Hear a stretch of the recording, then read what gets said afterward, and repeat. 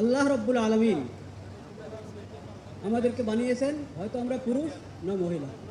যাকে আল্লাহ পুরুষ বানিয়েছেন সে পুরুষ, যাকে আল্লাহ মহিলা বানিয়েছেন সে মহিলা। মহিলা বলে বলবে না আমি পুরুষ, পুরুষ বলে বলবে না আমি মহিলা। এটা হারাম, আল্লাহর সৃষ্টির সঙ্গে যুদ্ধ। এটার কিছু আভাস গত সরকার থেকে আমরা দেখতে পেয়েছি। আরও হালকা ছিল না তো তা না, কিন্তু গত সরকারে এই মাঝের যে সরকারটা কি এটাকে বলে, হ্যাঁ হ্যাঁ, এই সরকারের সময় এটার অনেক আলামত দেখা গেছে। এটার আমরা তীব্র প্রতিবাদ করছি। আজকের এই ইফতারের মাহফিলে দোয়া কবুলের সময় এটার আমরা তীব্র প্রতিবাদ করছি। এটাকে যেন এই দেশে কোনো সুযোগ দেওয়া না হয়।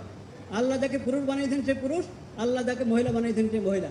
এখানে কিছুদিন আগে পুরস্কারের ঘোষণা এসেছে, দেখেছি এই ট্রান্সজেন্ডারের পুরস্কার, নাউজুবিল্লাহ।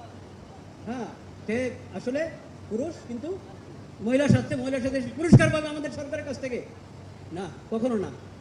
মাননীয় প্রধানমন্ত্রীর তত্ত্বাবধানে যে সরকার, এই সরকারের এখানে এই ধরনের কোনো পদক্ষেপ আমরা এটা কখনো গ্রহণ করব না। সবাই আমরা দোয়া করি আল্লাহ তাআলা আমাদেরকে ইস্তেকামত দান করেন।